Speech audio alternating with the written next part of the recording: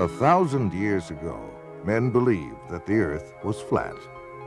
500 years ago, men believed that the Earth was the center of the universe and that the sun, moon, and stars all circled the Earth.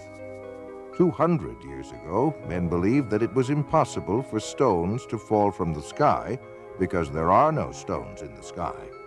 Meteorites, they argued, were merely stones on Earth that had been struck by lightning. 100 years ago, men believed that man could never fly. Bishop Wright said that flying was reserved for the angels. His two sons, Wilbur and Orville, later proved their father wrong. 50 years ago, Sir Harold Spencer Jones, the director of the Greenwich Observatory, predicted that man would never set foot on the surface of the moon. It's one small step for man, one giant leap for mankind. 30 years ago, stories about UFO'S circling the globe and landing on this planet were considered hoaxes or hallucinations. Yet more than 15 million witnesses, equipped with photographs, movies, videos, physical records, and scientific data, have proven again that man can be wrong. Most people today envision UFOs to be exactly as they are portrayed in most science fiction films and books. This is, of course, a relatively recent conception that has been stimulated perhaps by our expanding knowledge of outer space. But strange sights appeared in the skies long before spaceflight or manned flight of any kind was possible. And in each century, these visions took on identities that tell much about the worldview of those who saw them. Alexander the Great and his army, for instance, were harassed by a pair of flying objects in 329 BC. Most of the soldiers fled the scene, but some of the hardier men stood their ground and tried to hit the discs with their arrows and with stones from their slings. In 1492, just 4 hours before discovering land, Christopher Columbus saw a bright glowing object come out of the sky, go into the water, and travel slowly through the water very close to the ship that he was on. Engraved onto a French token minted in the 1860s is a disc-shaped flying object that experts say may have commemorated a daytime UFO sighting. The great British astronomer Edmund Halley of comet fame also saw a series of unexplained aerial objects in March of 1716. One of them lit up the sky for more than 2 hours and was so brilliant that Halley could read a printed text by its light. There were sightings in 1897 of a lighter-than-air ship that had propellers, porthole windows, and brilliant searchlights, which it directed at the ground. In 1917, what may have been the largest crowd ever to witness a UFO occurred in Fatima, Portugal. 50,000 people watched in amazement as a huge silver disc began spinning like a windmill and dancing about in the sky. After plunging toward the Earth, it climbed back into the sky and disappeared into the sun. One night during the summer of 1948, Clyde W. Tombaugh, the astronomer who discovered the planet Pluto, was sitting in the back of his home at Las Cruces, New Mexico. He and several witnesses, including other members of his family, watched a strange glowing craft move overhead. All of the witnesses agreed that the object was definitely a solid ship and that it was probably some form of extraterrestrial device. World War II Allied Air Force pilots reported UFO sightings over Germany. They appeared out of nowhere and seemed to be toying with the aircraft. Military pilots termed them Foo Fighters, Foo being the French word for fire. Retired Air Force Major Paul Deutsch describes an encounter with his crew over Japan. The particular one that my crew saw was an orange-red color, and it paced our aircraft for miles and miles off the left horizontal stabilizer. We don't know how far off. It's very difficult to determine. And so the top gunner, who had control of all the guns in the back of this B-29 bomber fired a burst. The tracers were seen to go directly toward it, but nothing happened. It's at that time that I saw it. We thought it was a Japanese secret device, probably developed by the Germans. And I might add that the fellows over in the European theater thought it was a German device, and the Germans thought it was an Allied secret weapon, and everybody thought it was somebody else's. No one knew what it was. On December 5th, 1945, a squadron of 5 Avenger torpedo bombers with 14 experienced crew members flew out of Fort Lauderdale Naval Air Station in Florida. It was a short, routine flight. Each plane had a full load of fuel, and weather conditions were excellent. But something strange happened. The flight leader called in and reported not having any sense of direction. Air Control then ordered the squadron to head due west. The leader, with alarm in his voice, then said, "We don't know which way is west. Everything is wrong, strange. We can't be sure of any direction. Even the ocean doesn't look as it should." He then stated that weird, unidentified aircraft were closing in on them. His radio went dead. All 5 planes disappeared without leaving a trace. A giant Martin Mariner with a crew of 13 was dispatched to search for the 5 missing planes. It had the capability to land on the roughest of seas, but this plane also disappeared into the grim silence of the Atlantic. What followed was the greatest search operation in history. For 5 days, an armada of 300 planes and 21 ships crisscrossed the sea and sky, but no trace of the 6 aircraft or 27 crew members were to be found. To this day, it remains a mystery as to what happened. Some believe the mystery may be found in the UFO phenomenon, wherein lie a number of questions. Could UFOs possibly be real? If so, what intelligent forces are behind them? What are their intentions? Are they hostile, friendly, or merely curious? Where do they come from? Do they originate on Earth, or do these machines and creatures come from somewhere out among those mysterious winking stars in the black vastness of space? The dream of this so-called natural event began on October 12, 1992, when NASA's SETI program, Search for Extraterrestrial Intelligence, began a 10-year, $100 million project whose sole purpose is to seek the answer to a single question: is man alone in the universe? The centerpiece of the SETI program is the Arecibo radio telescope in Puerto Rico. Its 1,000-foot-wide antenna dish makes it the most powerful telescope in the world, with the effective power of 20 trillion watts. It is manned by more than 100 physicists, astronomers, computer programmers, and technicians who are staring at control panels in hopes of discovering radio waves that were created by intelligent beings. But why all of this special attention to the search of intelligent life beyond Earth? Some would argue that it is the byproduct of what has become known as the modern flying saucer era, which began on June 24, 1947. Kenneth Arnold, a 32-year-old Boise, Idaho businessman, was flying his single-engine plane over the Cascade Mountains of Washington. Arnold tells his story. I had reached the altitude of about 9,200 feet when a very brilliant flash lit the sky around me and actually lit up the airplane that I was flying. And I could see way off to the right, coming in the vicinity of Mount Baker, a whole chain-like string of aircraft coming at a tremendous speed. I could see plainly that they didn't have any tails. I had never seen aircraft of that kind, and I made a quick judgment that they must be approximately 100 foot in their wingspan. And the first unit or first craft flew at a higher altitude than the last. And of course, this is completely reversed from our normal flight patterns. I had a good fix with Mount Adams, and I thought I'd try to clock their speed between Mount Rainier and Mount Adams.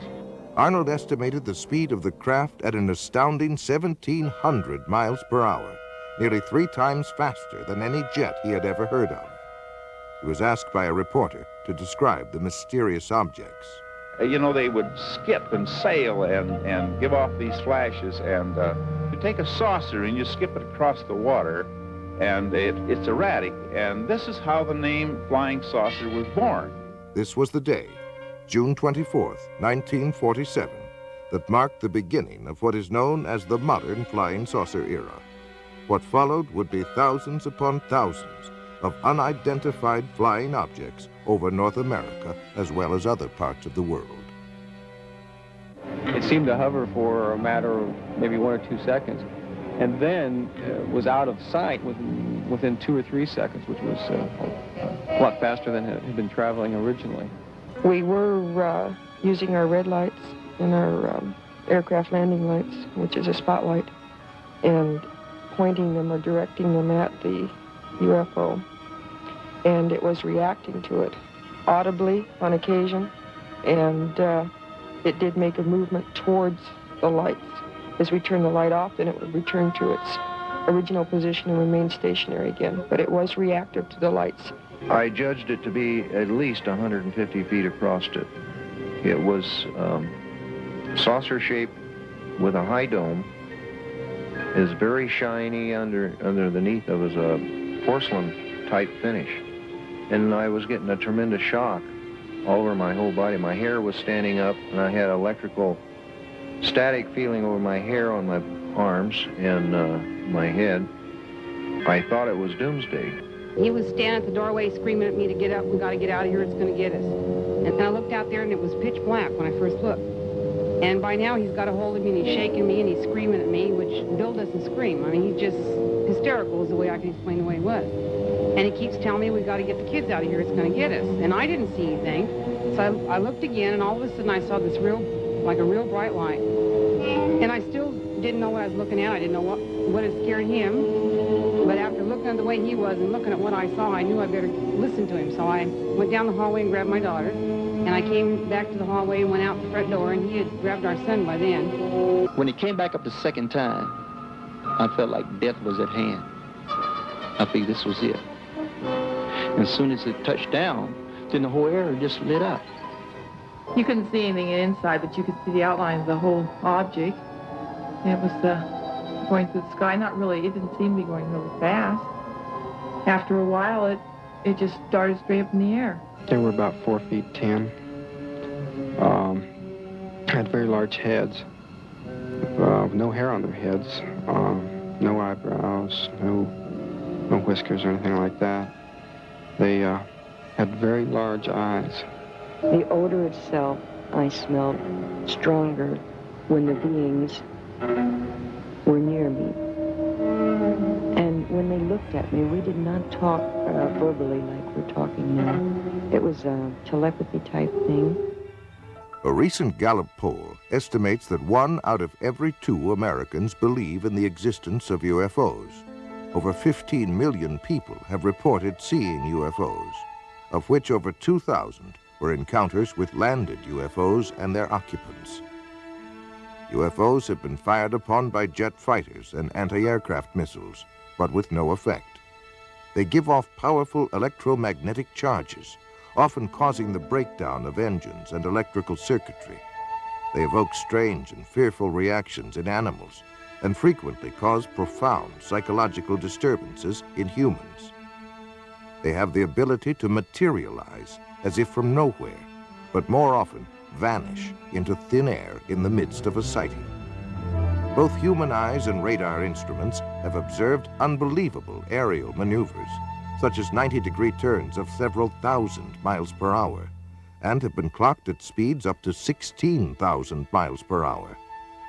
There can be no longer any doubt, even to the most ardent skeptic, that UFOs exist. The question is, where do they come from? If they come from another galaxy, then they would come from at least 2 million light years away. Even traveling at light speed, 186,000 miles per second, it would take 2 million years to get here. But suppose that UFOs come from some distant star in our own galaxy. If these space visitors were to travel 1 million miles a day, it would take 70,000 years to reach the Earth from the nearest star, Alpha Centauri, which is 25.5 trillion miles from Earth. Other stars are thousands of times further out in space.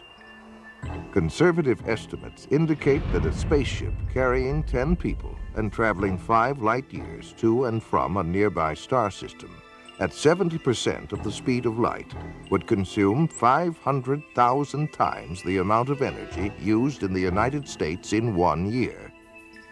But there are other complications of space travel. Space is not a vacuum, but contains cosmic gas, dust, and particles. Nobel Prize winner Professor Edward Purcell of Harvard points out that a space vehicle traveling at the speed of light would collide with this space material in the form of radiation and with the impact of several hundred atom smashers. On the afternoon of January 7th, 1948, an unidentified flying object was sighted over Godman Air Force Base at Fort Knox, Kentucky. The base tower sent 4 F-51 jets to investigate. The flight leader, Captain Thomas F. Mantell, reported seeing the object, and at 3:15 p.m., he broke away from the formation in pursuit of the object. A few moments later, he radioed the tower. "I'm closing in now to take a good look. It's directly ahead and above, and still moving at about half my speed. The thing looks metallic and of tremendous size. I'm going up to 20,000 feet, and if I'm no closer, I'll abandon chase." Those were the last words that Captain Mantell ever spoke. Later in the day, his body was found in a nearby field, the wreckage of his plane scattered for half a mile around. There were many other sightings that year. In July 1948, it was reported from Strategic Air Command in San Antonio to FBI Director J. Edgar Hoover that an unidentified aircraft was seen by an Eastern Airlines pilot, co-pilot, and 1 or more passengers flying over Montgomery, Alabama. The aircraft was reported to be of an unconventional type, without wings, and resembled generally a rocket ship of the type depicted in comic strips. It was reported to have had windows, to have been larger than the Eastern Airlines plane, and to have been traveling at an estimated speed of 2,700 miles per hour. It narrowly missed a collision with the Eastern Airlines plane. And from an FBI memorandum dated March 14, 1949, comes this report. Flying discs are believed by the Air Force to be man-made missiles rather than some natural phenomenon, and that as much as 4 years ago, it was learned that some type of flying discs were being experimented upon by the Russians. It was further determined that most all of the flying discs seen by persons in the United States approached this country from a northerly direction and returned in the same direction, indicating a strong possibility that they are coming from Russia. On the evening of July 19, 1952, Senior Air Controller Harry G. Barnes at National Airport in Washington, D.C., picked up 7 slow-moving objects on his radar scope. He called Andrews Air Force Base and learned that they were seeing the identical blips on their radar. A pair of F-94 Air Force jets were soon searching the skies over Washington, where they found nothing. As soon as the jets departed, the blips reappeared on radar screens and remained there until daybreak. A week later, Harry Barnes picked up 10 more objects on radar. Andrews Air Force Base confirmed that the same unknown objects were on their radar scopes as well. Barnes called the Pentagon, and another pair of jets came howling over Washington. But now the UFOs remained visible on the screens, and one of the jet fighters reported a visual sighting of 4 lights. At one point, the pilot radioed that the lights were surrounding his plane. But soon the UFOs sped away and disappeared into the night. Later that morning, Harry Barnes made this statement, quote, "There is no other conclusion that I can reach but that for 6 hours on the morning of the 26th of July, there were at least 10 unidentifiable objects moving above Washington. They were not ordinary aircraft, nor in my opinion could any natural phenomena account for these spots on our radar, end quote. The Pentagon was inundated with questions from the press, and President Harry Truman asked Secretary of Defense Forrestal to find out what in the world, or out of it, was going on. On October 27, 1952, the FBI issued this memorandum. Air intelligence still feels flying saucers are optical illusions or atmospherical phenomena. But some military officials are seriously considering the possibility of interplanetary ships. Investigative journalist Frank Edwards, author of Flying Saucers, Serious Business, offers the following commentary. This is Frank Edwards reporting. How real are the flying saucers, officially called unidentified flying objects? On December 24th, 1959, the Inspector General of the Air Force notified all Air Base commanders that flying saucers are a serious problem. The government of the United States has issued orders advising the military how to recognize the UFOs, how to report them, and how to handle fragments of them. Slowly but surely, the nature and extent of this remarkable phenomenon has become public knowledge. By patiently piecing together these bits of evidence as they become available, by carefully weighing the guarded statements of scientists and military agencies involved in the study of unidentified flying objects, we shall see that they are indeed serious business. The variety of witnesses of UFOs is endless. They include military personnel from the Air Force, Navy, and Marine Corps, radar specialists, aeronautical engineers, airport traffic controllers, astronomers, FBI agents, state, county, and city police, pilots and crews from American, United, Eastern, Pan American, Northwest, Western, and TWA were also on the list of witnesses. Millions in the United Kingdom, France, Australia, South America, Mexico, and other nations around the world have seen UFOs. For 18 years, the late Dr. J. Allen Hynek headed up the Air Force investigation into UFOs, called Project Blue Book, and was acknowledged to be the world's foremost authority on UFOs. After amassing a computer bank of over 63,000 sightings, he states, The UFO phenomenon is truly a phenomenon of our times. It is an extremely puzzling one and calls forth a wide spectrum of opinions. No matter what one may think about UFOs, no matter what one may believe about them, whether it is all nonsense or whether they represent something very, very real, three facts stand out, three facts which no one can deny. The first is that UFO reports exist. Secondly, that UFO reports come from all over the world. And the third is that many are made by highly responsible people, often scientifically trained. We scientists have no positive proof yet of the origin or even of the reality of these strange reported craft. But we do know that the reports themselves are very real. To find the answer to this magnificent scientific puzzle, the UFO phenomenon, we need to approach it with a truly open mind so we can explore all possible avenues of explanation. Among those who claimed to have seen UFOs was Senator Barry Goldwater, who said, quote, "Flying saucers, unidentifiable flying objects, or whatever you want to call them, are real," end quote. Astronaut Gordon Cooper said, quote, "I believe these extraterrestrial vehicles and their crews are visiting this planet from other planets, and they're obviously a lot more technically advanced than we are here on Earth," end quote. General Douglas MacArthur was the supreme commander of all Allied forces in the South Pacific during World War II. He believed in UFOs and even commissioned a report that was over 20,000 pages long. During one of his last speeches to the cadets at West Point, he said, "Gentlemen, the next war will not be an international war, but an intergalactic war." He assumed that not only were there UFOs from another planet, but that they were hostile. One fall evening in 1969, Georgia Governor Jimmy Carter was preparing for a speech in the little town of Leary when he spotted a bright object in the western sky. Carter describes his experience. There were about 20 of us standing outside of a little restaurant, I believe, a high school lunchroom, and kind of a green light appeared in the western sky. This was right after sundown.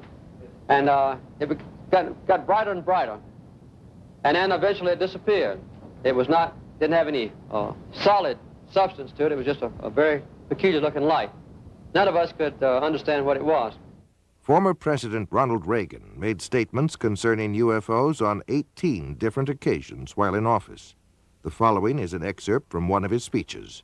I've often wondered, what if all of us in the world discovered that we were threatened by a power from outer space, from another planet? Wouldn't we all of a sudden find that we didn't have any differences between us at all? After leaving the White House, Reagan admitted to having seen a UFO while he was governor of California. He was aboard the governor's plane at the time. His wife, Nancy, as well as several other people, also saw it and described it as a green, glowing UFO. They chased it for some 300 miles before it went out of the plane's range. On November 7th, 1975, an alarm went off at Malmstrom Air Force Base in Montana, the site of launching facilities for Minuteman missiles. A sabotage alert team immediately went to the site, where they saw a glowing orange disk the size of a football field hovering over the area. It began to rise, and the North American Air Defense Command radar picked it up when it reached an altitude of 1,000 feet. 2 F-106 jet fighters were dispatched from Great Falls, Montana to intercept the craft. But before the fighters arrived, it disappeared from the radar screens. The next day, there were more sightings, both visual and radar, over the base. Each time the jets screamed into the area, the UFOs shut off their lights and reappeared only after the jets left. In the next 8 months, 130 similar reports were logged at the base and in the surrounding county. An early and prominent champion of UFOs was one Donald E. Kehoe, a U.S. Naval Academy graduate and retired Marine Corps major. In the January 1950 issue of True magazine, he wrote a comprehensive article on UFOs. It caused an instant sensation and became one of the most widely read and discussed articles of the day. He claimed that none of his high-level sources would talk about UFOs, which he took as powerful evidence that something tremendously important was being covered up. This is not an attack on the Air Force spokesman or the project spokesman. They are simply following orders to explain away all UFO sightings as quickly as possible when they become public and deny that UFOs really exist. We have not been hiding anything. The investigations have been made public. The explanations of those where there is a clear explanation have been made public. He later became director of the National Investigation Committee on Aerial Phenomena, where he questioned many governmental agencies about their possible involvement or knowledge of UFOs. The following is an excerpt of a letter from the FBI in answer to one of Major Kehoe's inquiries. In response to your letter of September 22, 1958, this Bureau does not have information on unidentified flying objects which can be released. This does not imply that this Bureau has information concerning unidentified flying objects which cannot be released. Possible communications with extraterrestrial vehicles from another planet, should the unidentified flying object prove to be an extraterrestrial, is not a function of the Federal Bureau of Investigation. Signed, John Edgar Hoover, Director of the FBI. There are 6 distinct categories of sightings. Close encounters of the first kind refers to a mere sighting of an unidentified flying object. Close encounters of the second kind includes both the sighting of a UFO as well as tangible proof of the craft having been there, such as marks on the ground, the scorching of grass, or the interference of electrical circuits. Close encounters of the third kind is the direct confrontation with a space being or entity sometimes called a humanoid. Close encounters of the fourth kind involved alleged abductions by UFOs, where people claim to be involuntarily taken on board a UFO, usually for experimental purposes. Close encounters of the fifth kind involve contactees, or those persons who claim to be in personal contact with UFO entities, usually through metaphysical or occult means. Close encounters of the sixth kind include injuries or deaths resulting from a UFO close encounter.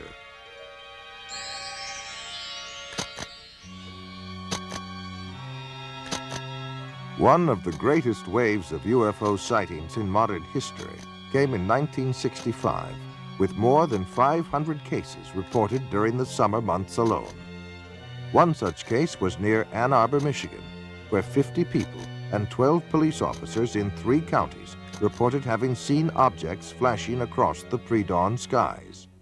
That evening, 87 female students at Hillsdale College near Ann Arbor watched an object flying around and flashing bright lights for a period of about 4 hours.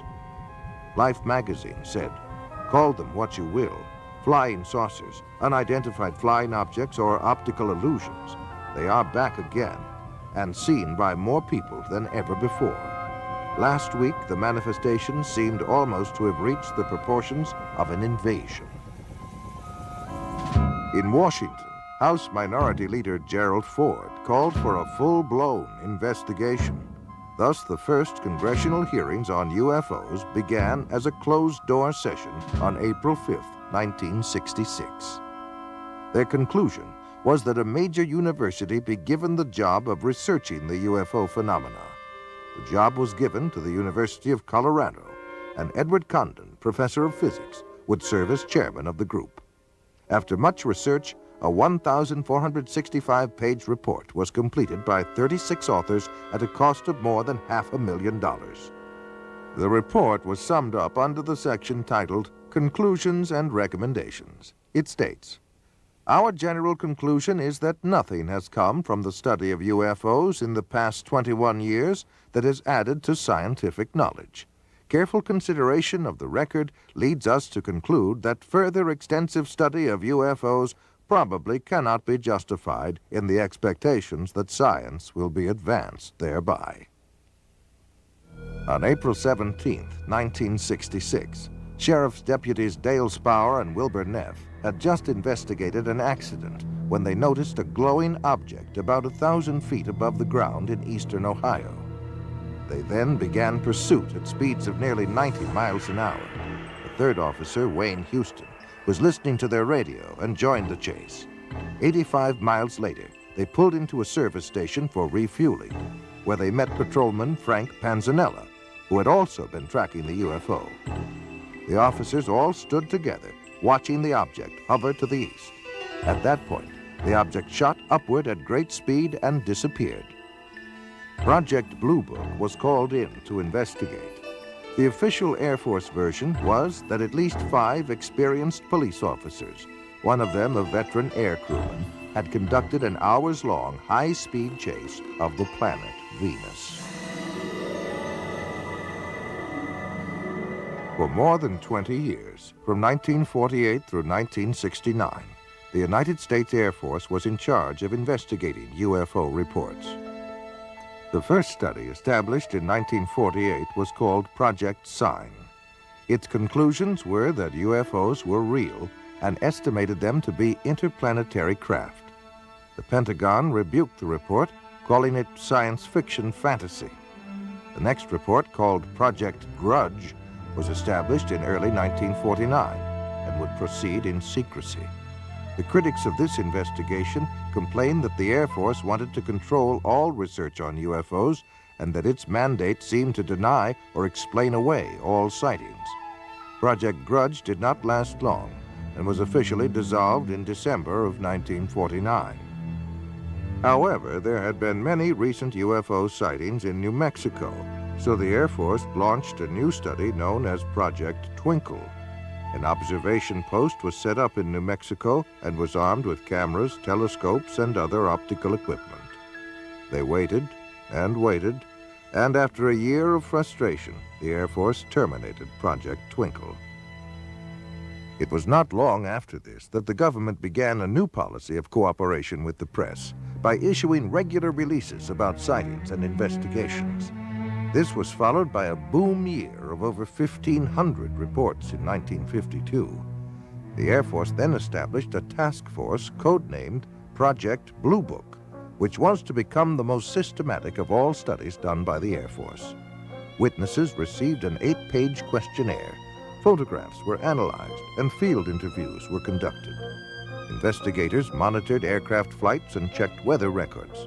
On the whole, the Project Blue Book team successfully weeded out UFO reports that were obvious hoaxes or those that could be attributed to natural phenomena. However, for those cases that remained unsolved, investigators had two choices: admit that they had failed to identify the object or embrace any remotely feasible explanation. Project Blue Book was terminated in 1969. It concluded that little, if anything, has come from the study of UFOs, and that the least likely explanation of UFOs is the hypothesis of extraterrestrial visitations by intelligent beings. On the evening of October 25, 1973, a young Pennsylvania farmer, Stephen Pulaski, and at least 15 other witnesses saw a bright object hovering over a field near them. Stephen grabbed his rifle and went to investigate.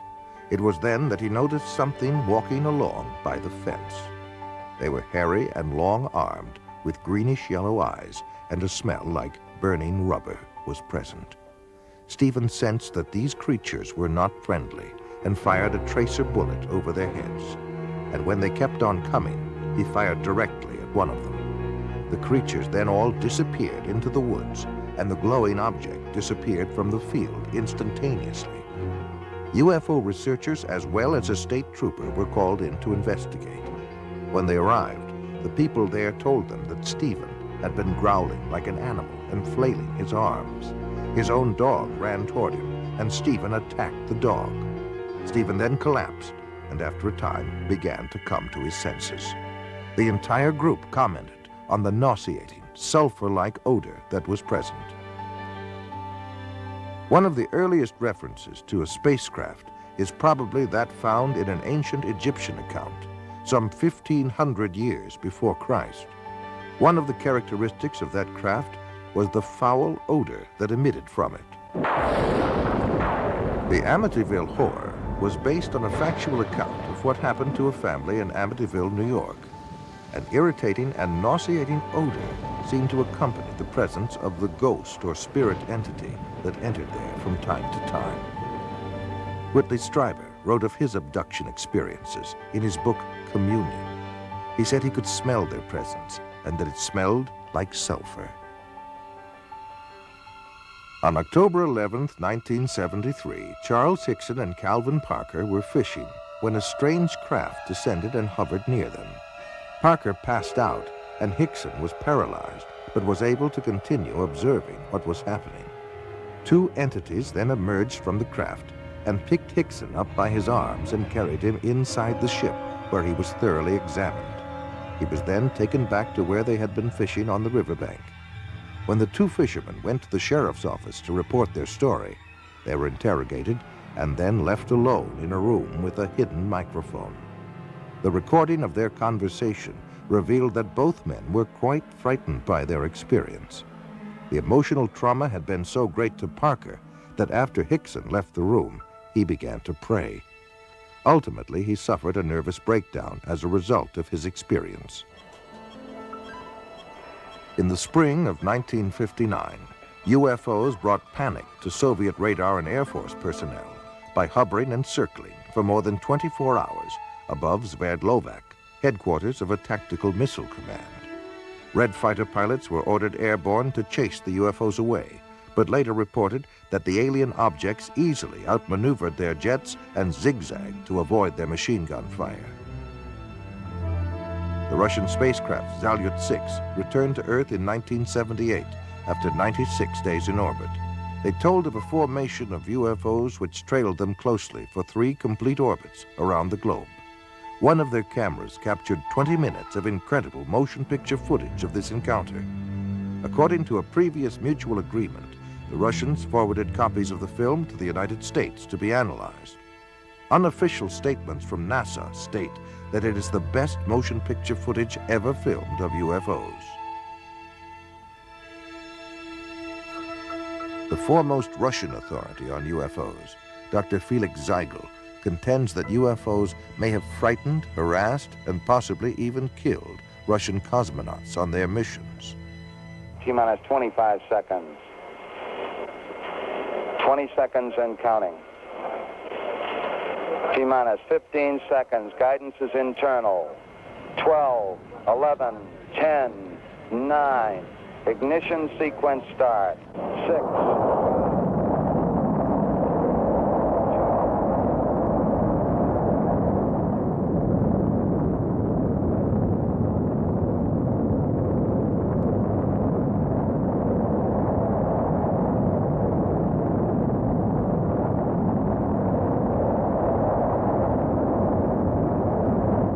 On at least 6 space missions, United States astronauts have encountered UFOs. Journalist Frank Edwards records the following incident. As Major Cooper was making his final orbit of the Earth in May of 1963, he was approaching Perth, Australia. Suddenly, Major Cooper radioed down to the tracking station that he was being approached by a greenish glowing disk with a faint red glow on one side. It was traveling east to west, which no man-made satellite does. 200 persons at the tracking station watched the object on the gear there. They saw it approach Cooper. Then it veered away from him and sped on out into space. It was only the first of many such cases. Every American astronaut since Gordon Cooper has also been approached by unidentified flying objects. And each time the UFOs come closer to the astronauts, and each time they remain a little longer. In 1965, Major Edward McDivitt photographed one of these objects near the capsule in which he was orbiting the Earth over the Pacific Ocean. And the photograph, as released by the National Aeronautics and Space Administration, clearly shows a bright egg-shaped thing which leaves a visible trail from its propulsion system. The more we study the evidence that is being assembled all over the Earth, the more inescapable the conclusion that man had best prepare himself for the greatest event in human history. The realization that we are about to contact, or to be contacted by, sentient beings from elsewhere in the universe. The late General Douglas MacArthur said that this confrontation would be the greatest challenge man ever had to face. Are we ready for it when and if it comes? Frank Edwards reporting. Gemini 5, 10, and 11 have all had similar encounters. So convinced was astronaut Edgar Mitchell of the existence of UFOs that he retired from the U.S. space program to devote full time to UFO investigation. During our first mission to the moon, Mission Control recorded the following broadcast of strange noises that were heard on the Apollo 11 spacecraft.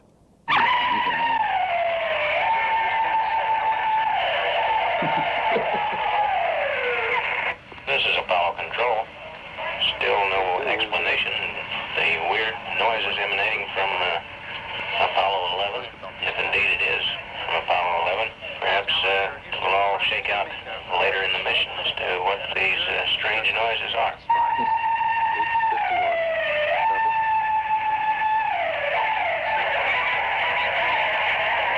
NASA says UFOs have reportedly dogged the U.S. space program since the very beginning.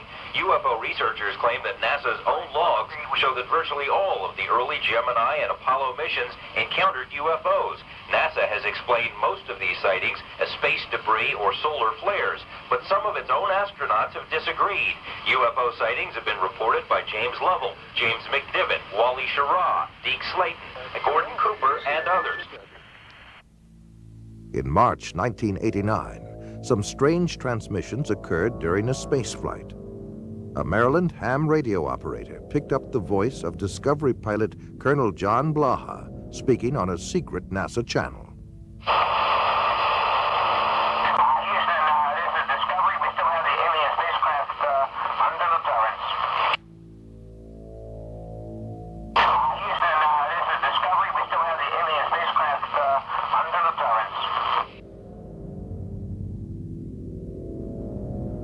Dr. J. Allen Hynek explains one alternative theory that we might be dealing with something from another dimension. One of the most intriguing aspects of UFO sightings is their apparent isolation in space and time. Sightings are usually made in one place at a time and last for short periods, sometimes appearing out of nowhere and vanishing into nowhere. This is much more suggestive of a parallel reality than, let's say, visits from some faraway planet, in which case we might expect them to stick around for a while. The British journal Flying Saucer Review was established in 1955 and is widely recognized as the leading UFO publication in the world. It is authored by over 50 experts worldwide who conduct major UFO investigations. Yet an official statement by editor Gordon Creighton is most amazing. Quote, "There seems to be no evidence yet that any of these craft or beings originate from outer space." End quote. Close encounters of the fourth kind are by far the most frightening. Those who claim to have been abducted by aliens and taken against their will.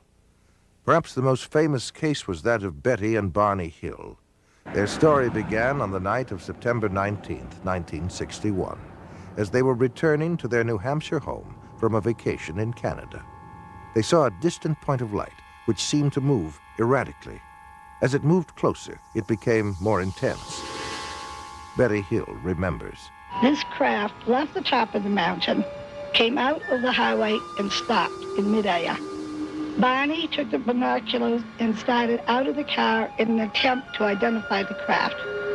And as he did this, he saw a group of figures standing in the windows looking down at him. One was saying to him, "Don't be afraid. Keep looking. Keep looking. Stay there. Don't be afraid. No harm's going to come to you, but stay there." And the craft started to descend. And Barney ran back to the car, saying we had to get out of there. They were going to capture us. And we took off speeding down the highway. They made it home without further incident. But in the days and months that followed, they experienced nightmares, flashbacks, and extreme anxiety. They were also unable to account for more than 2 hours between the time they first encountered the UFO and the time they reached home. Where had the missing time gone? What had happened? They sought out a psychiatrist, and through hypnosis, Betty and Barney Hill narrated a tale much stranger than the one that had been lodged in their conscious minds. Barney put on the brakes, the car motor died. They separated, came up on each side, took us out, took us in a path through the woods, took us on board, gave us physical examinations. We were being kidnapped. Betty Hill remembers being able to offer a detailed description of her alien abductors. They were all shot. The leader, I would say, was my height, or just a little taller than I am, and I'm 5 foot. They were bald, no hair, no eyebrows, no eyelashes, and no earlobes, no ear, we could say. Very large eyes, very small, flat nose, thin slit for mouth. Betty Hill said that they were most interested in human sexuality and that they communicated through a form of telepathy that sounded like a voice loud and clear inside their heads. Bud Hopkins has written several books on UFOs, including Missing Time and Intruders. He is one of the foremost experts on abduction cases, otherwise known as close encounters of the fourth kind. And now we've come to the conclusion that abduction, of their involvement with human beings, that this is the center of the entire UFO phenomenon, and that actually when people have UFO sightings, it's very possible that what they're seeing is something on its way to or from an abduction of somebody. They're not just flying around up there, they are interested very profoundly in human beings. Whitley Strieber claims to have been abducted by alien beings on more than one occasion and wrote of his experiences in his best-selling book, Communion. I've had, since I wrote Communion, over 55,000 letters from people around the world who've had this similar things that think they have happened to them, and we still get about 200 a week. The Intruders Foundation and the Fund for UFO Research show that 1 out of every 50 American adults, 3.7 million people, indicate that they may have had an abduction experience with an unidentified flying object. I remember my mother was taken in a Jeep, and that I was there with a UFO. There was a beam of light that came down, and I was beamed onto the ship. These experiences sound crazy. It sounds impossible. It is impossible according to our physics, but we often use hypnosis to help flesh out all the recollections. A top scientist, Dr. Leo Sprinkle, conducted a 5-year study of 82 persons who reported UFO experiences. Most of them were able to relive the experience through hypnosis, and all suffered severe psychological disturbances afterwards. They claimed to have been taken inside spaceships and examined by humanoids who communicated telepathic messages to them. Dave Hunt is an investigative journalist. His research and consulting expertise takes him around the world. Cal State University, Long Beach. And again, I forget the names of the scientists there who were working on this, and this is a number of years ago now. They did research, and they took people at random. And unless you're going to say everybody's been abducted, they took people at random and who had no such idea, no indication they'd ever been abducted. And they hypnotized them, took them into a deep state, then suggested that they were being approached by a UFO, asked them to describe it. Their description was the same as the others. They suggested, you're being taken aboard, or what do the entities look like? And they came up with similar descriptions. And then when they're taken aboard, they're, what's happening to you? Well, I'm getting a medical examination, you know, or... In his book, Secrets of the UFOs, ufologist Don Elkins made the following observation. I have found that some people can achieve the contact phenomenon simply by being hypnotized, and the same general message permeates over 90% of the millions of words received by thousands of people around the world. No one knows what hypnosis is. No one knows what goes on in the mind. It's an altered state of consciousness like yogis and witch doctors have been practicing. It loosens the normal connection between your spirit and your brain, and of course if the hypnotist can control you, make all kinds of suggestions, make you think things are happening that are not happening, make you think you have powers that you don't, experiences that you haven't, even implant memories. Other beings, if there are other minds out there, they could also do the same thing. Sir John Eccles, Nobel Prize winner for his research on the brain, describes the brain as, quote, a machine that a ghost can operate, unquote. What he means by that is your spirit operates your brain in a normal state of consciousness. In an altered state, reached under yoga, a TM, hypnosis, you have loosened the normal connection between your spirit and your brain, and that allows another spirit, other entities, other minds to interpose themselves and begin to tick off the neurons in your brain, create a universe of illusion. I believe that it's demonic. I think all of the evidence indicates this. Some people claim that by allowing themselves to be put into an hypnotic trance, they are acting as a channeling device in which the extraterrestrial being speaks through them. The following is an actual sampling of those messages. We come from the Interplanetary Confederation of Solar Systems, and our purpose is to aid our brother man on the planet Earth as the new age dawns.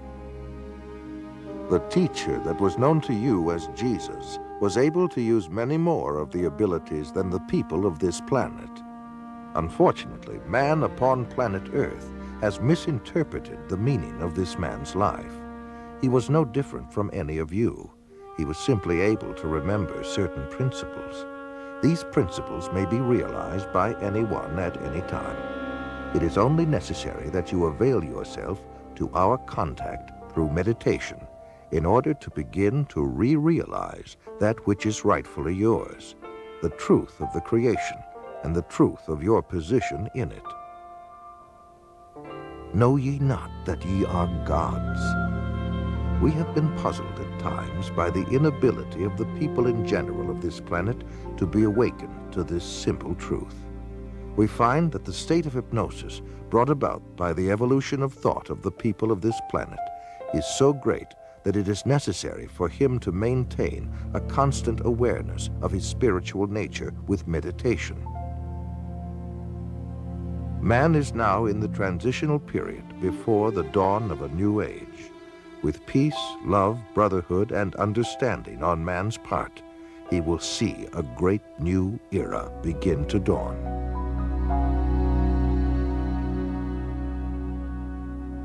In his book, Flying Saucer Pilgrimage, Bryant Reeves summarizes his findings in this statement. From our analysis, the teachings of the space beings appear to support many of the principles taught in Oriental philosophy by seers of the Far East. UFO researcher John Weldon then offers this question. How credible is it to think that literally thousands of genuine extraterrestrials would fly millions of light years simply to teach New Age philosophy, deny Christianity, and support the occult? And why would the entities actually possess and inhabit people just like demons do if they were really advanced extraterrestrials? Dr. Pierre Guérin, an eminent scientist associated with the French National Council for Scientific Research, concludes that UFO behavior is more akin to magic than to physics as we know it, and that modern UFOnauts and the demons of past days are probably identical. The word demon in Greek comes from the root meaning knowledge or intelligence, implying that demons have access to knowledge and information denied to ordinary mortals. After what happened to me, the communion experiences, I decided that that might be a good idea to accept the idea of the devil just in case that's what I saw. If you look closely at the life of the world, you see the workings of evil in the world. There seems to be a sort of machinery behind it that is far beyond just the accident of human life. You can literally hypnotize a person, tell them that there's a cat in their lap, they will see it, they will hear it, purr, they will pet it and feel it. It's not physically there. You tell the cat to scratch them, you know, and bring them out of it. There are scratch marks on their cheek. A non-physical object, under the right conditions, can leave physical evidence. I think it's demonic. It's a spiritual power of some kind for which there is no physical explanation. You can't explain it with the laws of chemistry and physics as we know it. John Keel is a world-renowned expert on UFOs and has written numerous books and articles on the subject. A self-described agnostic, he made this statement. Thousands of books have been written on the subject of demonology, which is the ancient and scholarly study of monsters and demons. The manifestations and occurrences described in this literature are identical to the UFO phenomenon. Victims of demonic possession suffer from the same medical and emotional symptoms as the UFO contactees. I would say I was assaulted by something from the unknown rather than possessed by it. I hope that I was never possessed by it, although there are those who might disagree with me. And I don't think it was something out of craziness. If it came out of my mind, it came out of a part of my mind that is universal to us all. Like Stryber, there are thousands of others who have also sensed something evil and demonic. Something is here, probing people, inspecting them, planting thoughts in their minds, and manipulating their bodies. I do know from different things that are still occurring within my body that I'm still being visited. In Close Encounters of the Third Kind, that first film that came out about UFOs, the house that the mother and little boy were living in, you know, the toys began running around and screws unscrew them in the presence of UFOs. What the film was saying was the same people that run UFOs run haunted houses. And I would say that's absolutely true. In 1969, the United States Printing Office issued a 400-page publication entitled UFOs and Related Subjects, an Annotated Bibliography. The author was the senior bibliographer for the Library of Congress, Miss Lynn E. Cateau. During her research, she read over 1,000 articles, books, and other literature. She summarizes her findings in the preface of the bibliography. A large part of the available UFO literature is closely linked with mysticism and the metaphysical. It deals with subjects like mental telepathy, automatic writing, and invisible entities, as well as phenomena like poltergeist manifestations and possession. Many of the UFO reports now being published in the popular press recount alleged incidents that are strikingly similar to demonic possession and psychic phenomenon that have long been known to theologians and parapsychologists. This document was compiled for the United States Air Force and is now in the Library of Congress. Dr. Jacques Vallée has addressed the United Nations on UFOs and was the model for Lacombe in Steven Spielberg's Close Encounters of the Third Kind. He is the author of 8 books on UFOs and has been widely recognized as the premier investigating scientist in the realm of UFO research. In his book, Messengers of Deception, Vallée says, an impressive parallel can be made between UFO occupants and the popular conception of demons. And in his book, Confrontations, he writes, the medical examinations to which abductees are said to be subjected, often accompanied by sadistic sexual manipulation, is reminiscent of the medieval tales of encounters with demons. He also made this statement, I believe that when we speak of UFO sightings as instances of space visitations, we are looking at the phenomenon on the wrong level. We are not dealing with successive waves of visitations from space. We are dealing with a control system. And he states, UFOs are the means through which man's concepts are being rearranged. They are engaging in a worldwide enterprise of subliminal seduction. Jacques Vallée, at least at that time when he wrote that book, was an agnostic. Interesting that he comes to basically the same conclusions I do as a Christian from my research. And he said about UFOs, they're real, but they're not physical. They're messengers of deception. And this was based on his research of about 20 years. They seem to be psychologically preparing, setting us up for some ultimate delusion that is too horrible even to imagine as yet. I would agree with that. Dr. I.D.E. Thomas is one of a long line of Welsh preachers. He is currently the senior pastor at the First Baptist Church of Maywood, California, and has authored several books which have enjoyed wide circulation. In his book, The Omega Conspiracy, Dr. Thomas explains the phenomenon of unidentified flying objects and offers an explanation that could identify the beings who operate them. As incredible as his explanation may sound, let us regard the ancient saying of Heraclitus, who 500 years before Christ said, because it is sometimes so unbelievable, the truth escapes becoming known. The answer to all this and the clue to this cosmic riddle may be found in the ancient book of Genesis. And back there in chapter 6, we are told of a very amazing and bizarre event. The sons of God saw the daughters of men and saw that they were beautiful, and they lusted after them. And then we read they married them and sired children from them. For the past 1,500 years, most scholars, including evangelical scholars, have interpreted the sons of God as the good sons of Seth, and the daughters of men as the wicked daughters of Cain. They've adopted that interpretation because the other one is so bizarre and outlandish.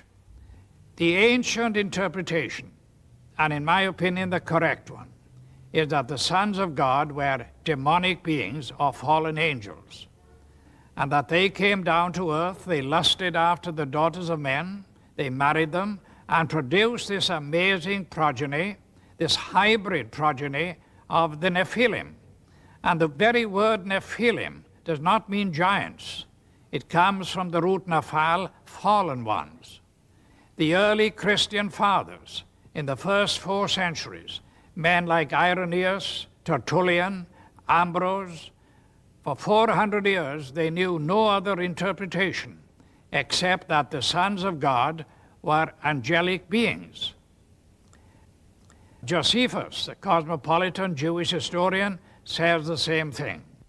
We read in the book of Job that when God laid the foundation of the earth, the sons of God shouted for joy.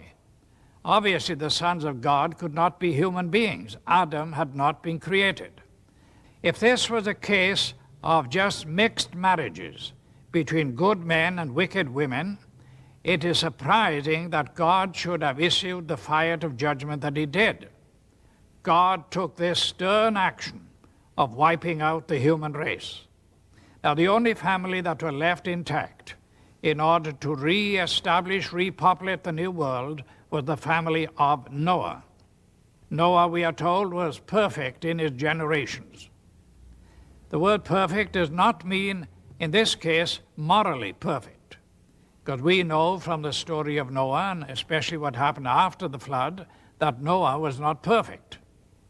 What it means is like a lamb for the paschal sacrifice, that lamb had to be without blemish, physically pure, without blemish. So it seems was the case of Noah, the only family that remained uncontaminated from these strange beings that appeared from space. The only line that was pure and clean from God's standpoint to start a new world and a new civilization. Jesus said, as in the days of Noah, so in the days of the coming of the Son of Man. Of all the patriarchs and prophets of the Old Testament, the key to prophecy above all others is Noah. And something happened in the days of Noah that was a distinctive characteristic of Noah's time that didn't happen before or after. Wars and famines and pestilences and natural disasters have always happened. But something happened in the days of Noah, and the most sinister and bizarre of all the things that happened was this intermarriage between the angelic race and the human race. And of course, the mastermind behind it all was another angel, a fallen angel, Lucifer.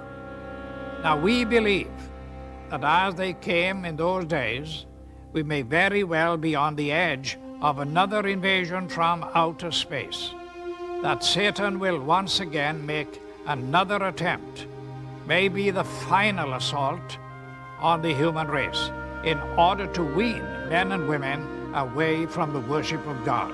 He has tried before, he will inevitably try again. And by seducing the human race, by sending these so-called entities from space, demonic beings, he will try to get people all over the world to worship him and to deprive God of the worship that is due to him. Fortunately, we know what the end result is going to be.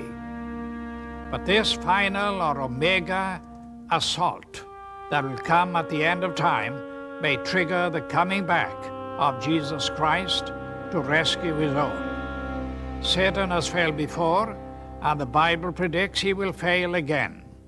We are told quite emphatically in God's word that the kingdoms of this world shall become the kingdom of our God and of his Christ.